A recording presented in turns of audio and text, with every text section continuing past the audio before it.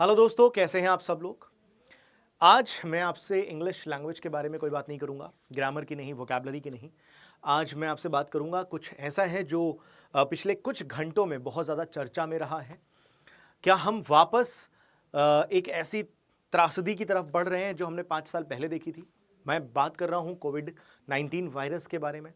तो 2020 की शुरुआत में जो हमने देखा था, जो 2019 के अंत में शुरू हुआ था दिसंबर में, 20-22 दिसंबर के आसपास पहला केस चाइना में देखने को मिला था कोविड-19 का। और इस बार भी दिसंबर ख़त्म होते होते जनवरी शुरू हुई है और कुछ वैसा ही दोबारा से चाइना में देखने को मिला है। तो क्या हम कुछ ऐसे ही दौर की तरफ फिर से बढ़ रहे हैं कि आने वाले समय में आपको लॉकडाउन देखने को मिलेगा या फिर एक ऐसी हालत हो जाएगी कि हम बाहर नहीं आ जा सकते। भगवान ना करे ऐसा हो।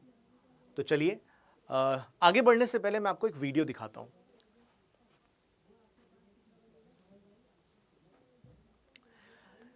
ये वीडियो आप देख रहे होंगे, ये चाइना के एक अस्पताल का सीन है जहां पर आपको इतना ज़्यादा क्राउड दिख रहा है।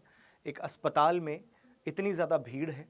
31 दिसंबर 2024 का ये आपको दृश्य दिखाई देगा यहाँ पर चाइना के हॉस्पिटल में, जहाँ पर लोग परेशान हैं। उन्हें वहाँ पर अस्पताल में डॉक्टर्स नहीं मिल पा रहे हैं, अवेलेबिलिटी नहीं है, वहाँ पर इनका ट्रीटमेंट नहीं हो पा रहा है, बहुत दिक्कतें हैं। तो क्या हम कुछ ऐसे ही दौर की तरफ आगे बढ़ रहे हैं कि आने वाले समय में कुछ ऐसा देखने को मिलेगा? चलिए इसके बारे में थोड़ा डिटेल में समझते हैं। तो हम बात कर रहे हैं एक नए ब्रेकआउट की, जो है HMPV। ये HMPV का क्या मतलब है, ये किस तरीके का वायरस है, ये क्या है, इसको देखिएगा डिटेल में समझते हैं। तो HMPV का फुल फॉर्म होता है ह्यूमन मेटान्यूमो वायरस। ये एक रेस्पिरेटरी वायरस है जो हमारी बॉडी में अपर और लोअर जो रेस्पिरेटरी जो सिस्टम है उसको अफेक्ट करता है, जिसमें लंग्स आते हैं, किडनी के फीचर्स होते हैं कुछ, ठीक है।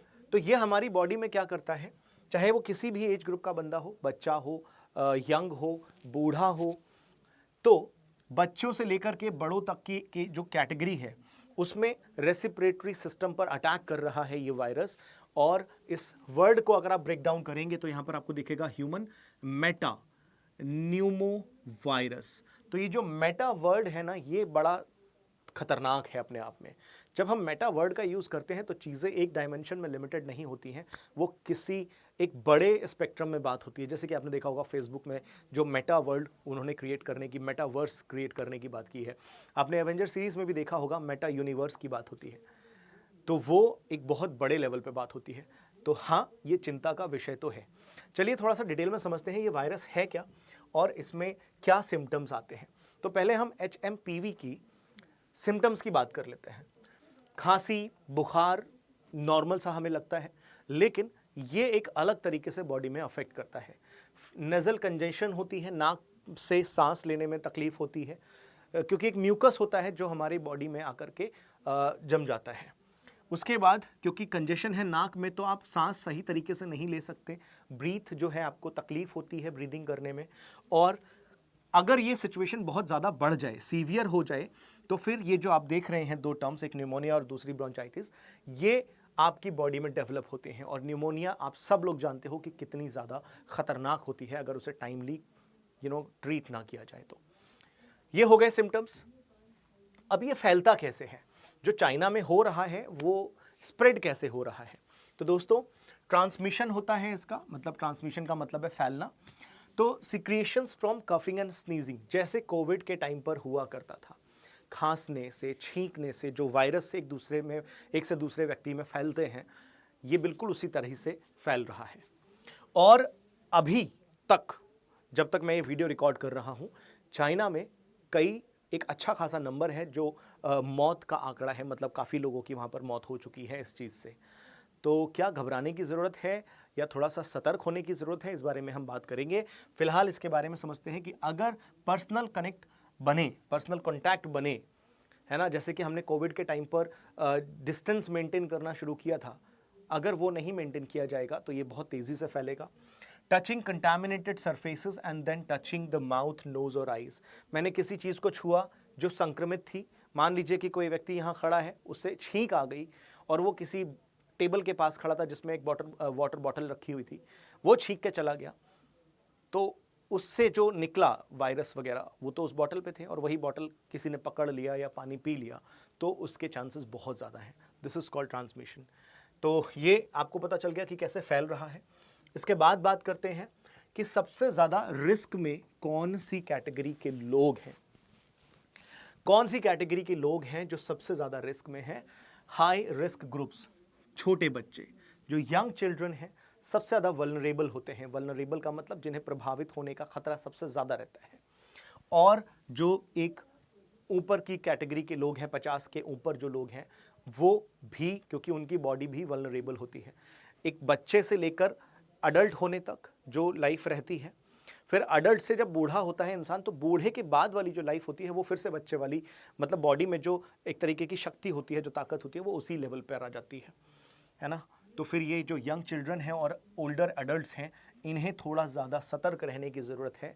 तो ये आपकी जिम्मेदारी बनती है कि आपके आसपास जो भी आपके घर में छोटे बच्चे हैं या बड़े हैं, 50+ हैं या फिर 20 से नीचे की एज के हैं, आप उन्हें थोड़ा सा अलर्ट करके रखिए। उन पे थोड़ी सी बाउंडेशंस लगाइए, पाबंदियाँ लगाइए, बाहर जाने पे रोक लगाइए, मास्क कंपलसरी कर दीजिए। दूसरी चीज़, इंडिविजुअल्स जो कि वीकन इम्यून सिस्टम्स जिनके हैं, मतलब जिनका जो सिस्टम है थोड़ा कहते हैं ना भाई, इम्यूनिटी बहुत डाउन है, तो ऐसे लोग ज़्यादा वल्नरेबल हैं इन चीज़ों को लेकर के। तो ये बहुत हद तक कोविड से मिलती जुलती चीज़ें हैं, कुछ ऐसा आपको देखने को मिलेगा। कैसे इनसे बचा जा सकता है, कौन से ऐसे मेजर्स हैं जो आप ले करके थोड़ा सा अलर्ट हो सकते हो? तो प्रिवेंटिव स्टेप्स ये हैं कि भैया हाथ वगैरह रेगुलरली धोते रहिए, सोप से, वाटर से, स्पेशली हैंड वॉश से। क्योंकि सोप में क्या होता है, एक व्यक्ति ने हाथ धोया, फिर वही साबुन दूसरे व्यक्ति ने पकड़ा, तो वो जो हैंड वॉश है वो थोड़ा ज़्यादा सेफर साइड पे रहता है। फेस को टच मत करिए बिना धोए अपने हाथ, फेस को छूने से बचिए। मेंटेन रखिए डिस्टेंस लोगों से। अगर ज़रा सा भी कहीं पर कोई व्यक्ति थोड़ा सा भी बुखार में दिख रहा है तो तुरंत डिस्टेंस मेंटेन करना शुरू कर दीजिए। और आप अपने आसपास की जगहों को, चीज़ों को फ्रिक्वेंटली साफ करते रहिए, क्योंकि ये ही चीज़ें हैं, if you maintain the hygiene, this is the best solution that you can have. तो ये चीज़ें ध्यान रखिएगा, ठीक है। अब इसके ट्रीटमेंट और रिकवरी के बारे में बात कर लेते हैं। तो सबसे बड़ी चिंता की बात यह है कि एट दिस मोमेंट अभी कोई इस चीज़ की कोई ऐसी एंटीवायरल ट्रीटमेंट या वैक्सीन अभी अवेलेबल नहीं है। ये बिल्कुल वैसा ही है जैसा कोविड के टाइम पर हुआ था।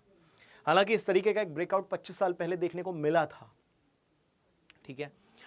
फिर medical care focuses on alleviating symptoms and preventing complications. जो दवाइयाँ आप ले भी लेंगे अगर, तो वो पूरी तरह से इसको कंट्रोल में नहीं करेंगी, इन दिक्कतों को।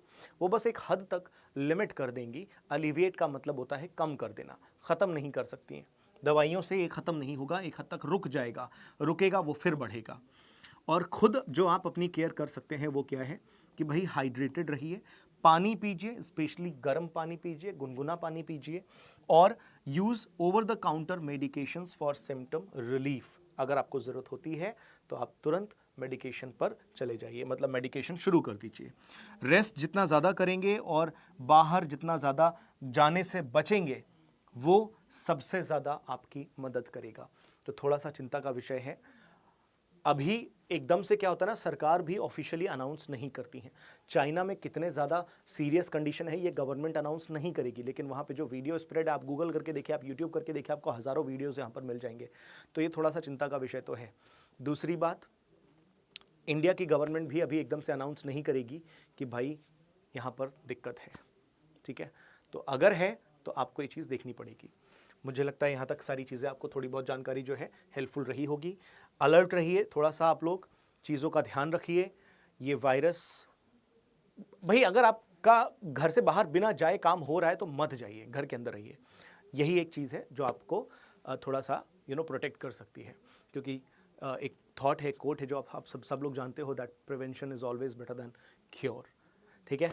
तो एक इम्पॉर्टेंट अपडेट थी, इंग्लिश नहीं था बट इम्पॉर्टेंट था, मुझे लगा डिस्कस करना चाहिए। थोड़ा सा आउट ऑफ द बॉक्स भी था, बट ठीक है, चलता है। Thank you so much everybody. मिलते हैं आपसे एक और नए वीडियो में, क्योंकि कभी कभी चीज़ें बदल के डिस्कशन करना बहुत अच्छा रहता है। मैंने काफ़ी टाइम के बाद ऐसा कुछ एक topic out of the box लिया है, थोड़ा सा अच्छा भी फील हो रहा है मुझे कि हाँ चलो कुछ और बारे में बात की है। आई फील कि मुझे ऐसा करना चाहिए, कोई भी ऐसी आउट ऑफ द बॉक्स चीज़ अगर आती है तो मैं आपके सामने ज़रूर आऊँगा। Thank you so much.